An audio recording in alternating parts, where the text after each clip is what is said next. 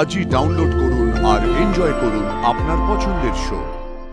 আবার আমাদের সংসারে ঝড় উঠলো, আর নন্দিনী এমন একটা ঝড় যা একবার এলে সব শেষ করে দিয়ে যায়। আবার কেন? এই মানুষটাকে আবার কেন দেখতে হচ্ছে আমাকে? তোমার লজ্জা করলো না? তোমার এতটুকু বুকে বাঁধলো না? উমার মতন একটা ওইটুকু বাচ্চা মেয়েকে তুমি মেরে ফেলতে গেছিলে। সবাই একদিন বাচ্চা ছিল। এই তো আমিও তো একদিন বাচ্চা ছিলাম। আরে তুমি বাচ্চা থাকার সঙ্গে আমাদের বাচ্চার কি সম্পর্ক? উমার কি সম্পর্ক? খুব গভীর একটা সম্পর্ক আছে। যখন আমার কাছ থেকে আমার শৈশব কেড়ে নেওয়া হয়েছিল, তখন আপনারা কোথায় ছিলেন? কি কি কি বলছো? পরিষ্কার করে বলো, কি বলছো তুমি? না না না, আমি তো আর কিছু বলবো না। আমার উকিল আসুক, তখন সবটা পরিষ্কার হয়ে যাবে। হাত দেবেন না আমার গায়ে, হাত দেওয়ার চেষ্টাও করবেন না। হ্যাঁ, সেই খুবই কষ্টের কাহিনী তোমার। এতই দুঃখের, এতই কষ্টের যে আমাদের মনে হতেই পারে যে এর জন্য উমার মতন একটা বাচ্চা মেয়েকে মেরে ফেলা যেতেই পারে, জাস্টিফাইড। আর এই দুঃখের কথা কি নিজের মুখে বলা যায়? তার জন্য তো উকিলকে লাগবেই। সেই তোমার উকিল আসা পর্যন্ত আমরা অপেক্ষা করি। হ্যাঁ, ওটাই বাকি আছে। আপনি আপনি কি বলতে চাইছেন আনন্দী লাহিড়ী? এই ডক্টর আনন্দী লাহিড়ী বলো। আর আমি কি বলতে চাইছি তার কৈফিয়ত আমি তোমাকে দেব না। বেশ, কিন্তু কৈফিয়ত যদি কাউকে দিতে হয়, তাহলে সেটা দেবে অনিরুদ্ধ লাহিড়ী।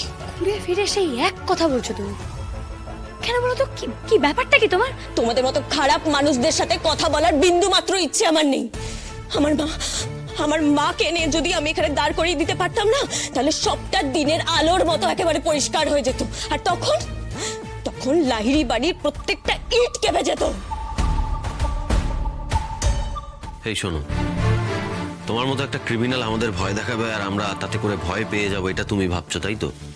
ভেবো না, আমরা একদমই ভয় পাচ্ছি না।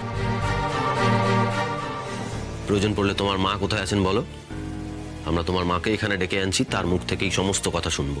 আমি এসেছি। ঠিক শুনলাম আমি? এটা কার গলা? এটা নন্দিনী ম্যাডামের গলা না?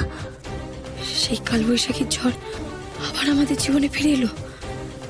আদি সেই ট্রমা, অশান্তি, আবার যার নাম আর কোনোদিন শুনবো বলেও ভাবিনি, সে আবার এখন আমাদের সামনে এসে দাঁড়াবে।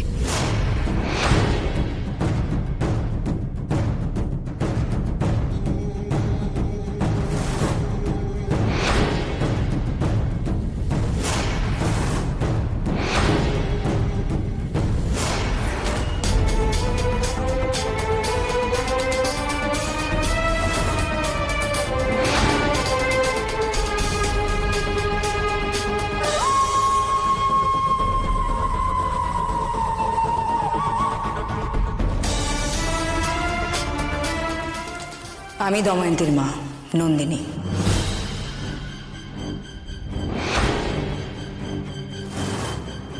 এতক্ষণ ধরে যা ভেবেছি তাহলে সেটাই সত্যি।